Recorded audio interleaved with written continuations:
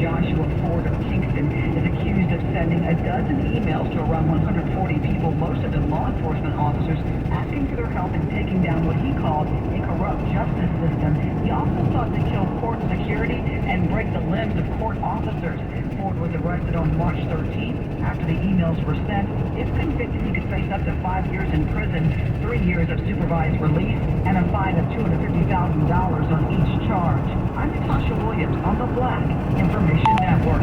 American Airlines flight attendants are authorizing a strike. CBS News reports the Association of Professional Flight Attendants has voted overwhelmingly in favor of a work stoppage and plans to demonstrate at 12 airports. The union says members have been asking the airline for better pay and other improvements for staff for years now. While the union is in favor of striking, members will remain at work until the strike is approved by the National Mediation Board. A new series coming to PBS is celebrating a timeless genre of music and its roots in the Black community. It's called Gospel and will be hosted by Professor Henry Louis Gates Jr. According to News One, the series will explore the history and impact of Black gospel music and features interviews and stories from various artists and clergymen. The series will also show how gospel music influenced other genres and culture.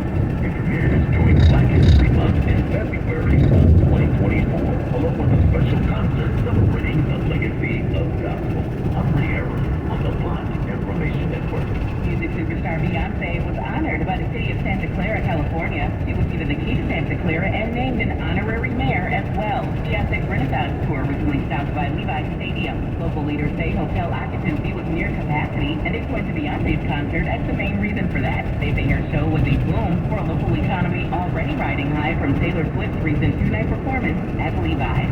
I'm Bree Wood, along with John Marshall, on your home for 24/7 News, the Black Information Network. Now here's Mike Island with your Healthy Minute. The Cancer Support Community is a nationwide organization dedicated to serving cancer patients and their families in so many ways.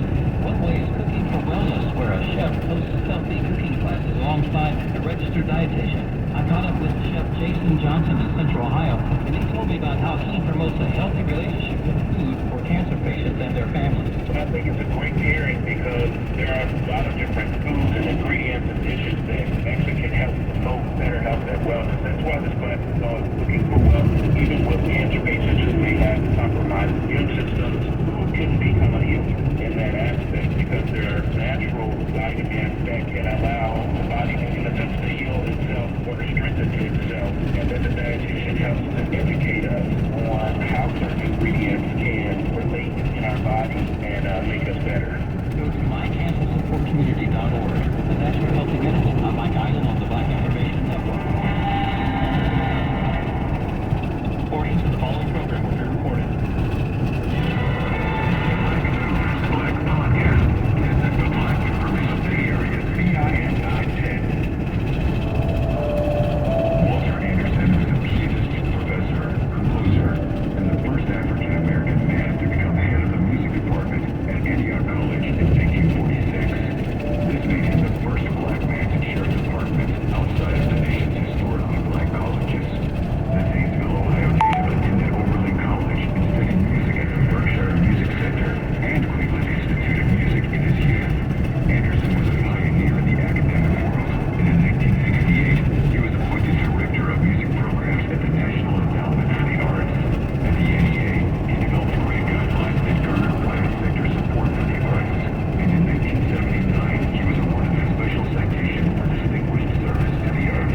Walter Anderson passed away in November of 2003, but his legacy continues to live on through numerous accolades and his variations in orchestration. And that's a fact. I want him to show for the Black Information Network. 9:10 a.m. KKSF, Oakland, the Black Information Network. Show is sponsored by Detroit Bay Area VIN 910 on iHeartRadio.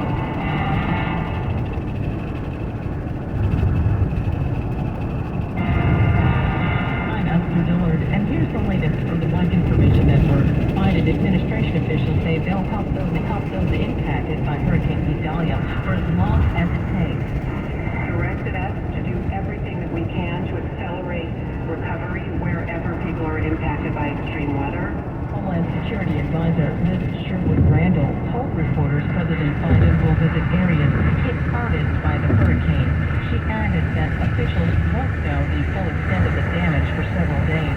Vallejo, which has now been downgraded to a tropical storm, made landfall late Wednesday on Florida's Gulf Coast as a powerful Category 3 hurricane.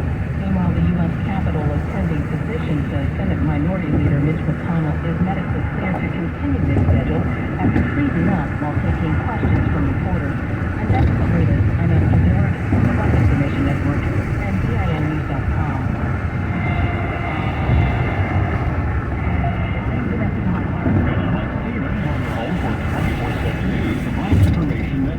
A judge's ruling on the Missouri elderly white man who shot a black teen in the head when the boy rang his doorbell by mistake while looking for his younger brother.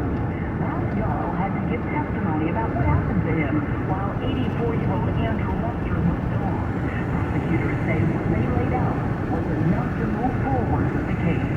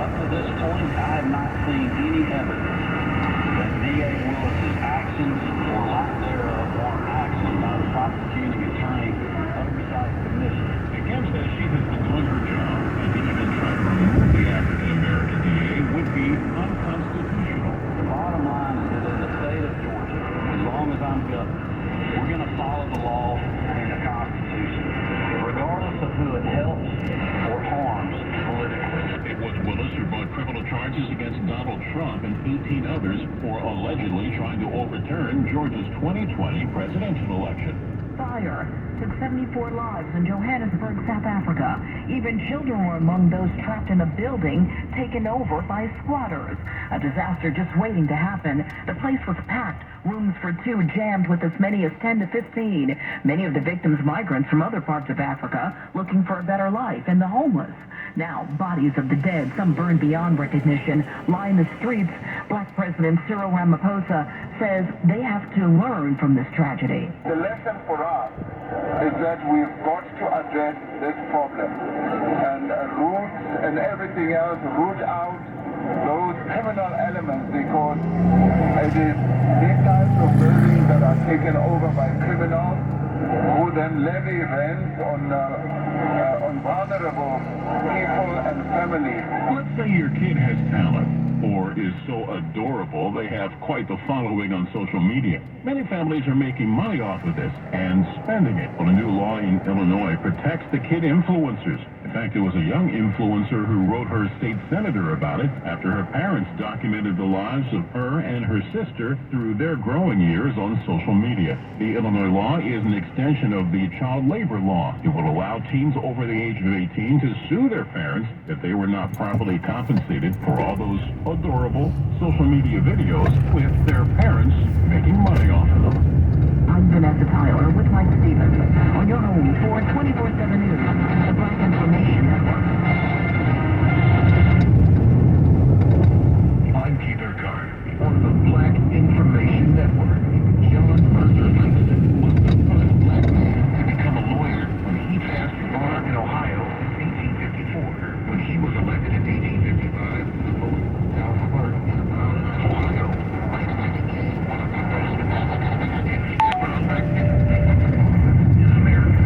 John Mercer Langston was also the great poet of Langston State, today growing the son of a Virginia planter and a slave mother. Langston was emancipated at the age of 5, attended school in Ohio, and graduated from Oberlin in 1849. He quickly became a leader among free blacks, and he helped organize the National Equal Rights League, of which he was the first president. And that's a fact. For these stories and more, go to BINnews.com. Your story is our story. The Black Information Network. The Bay Area's BIN 910.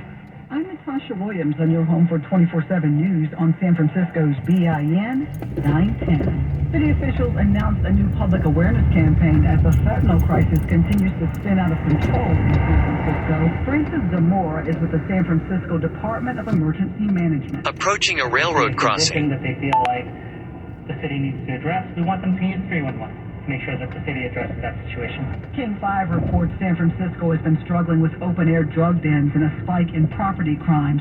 The city also is at odds with itself over how to address homeless encampments throughout the city. According to a report this summer from the medical examiner's office, there's been a 40% rise in the number of overdose deaths in San Francisco compared to last year. They say this new campaign is being launched because emergency service workers in San Francisco are concerned that residents are no longer calling 911 or 311 when they see someone in distress. Others simply say they may see something but don't want to get police involved. Captain Jonathan Baxter is a spokesperson for the San Francisco Fire Department. What is important to understand is that collectively, we are an extremely compassionate and professional city, no matter what uniform we wear. The public awareness campaign will launch next week. And a drop-in facility for social services, including a place to use drugs in San Francisco's Tenderloin district, prevented over 330 overdoses. A study published by the International Journal of Drug Policy reports 94 were reversed without the use of Narcan, an overdose reversal drug. Instead, the staff used oxygen. Researchers found oxygen therapy can sometimes reverse an overdose, limiting the use of Narcan, which is costly. It also reduced the need for CPR, which can be chaotic and requires close physical contact. Narcan use went down about 98% to 66% during that time. Researchers also say no one died on the site of the controversial Tenderloin Center aimed at overdose prevention. It was open for about 10.5 months in 2022. In other news, the search is on for an Oakland man who's now charged with murder in a domestic violence case.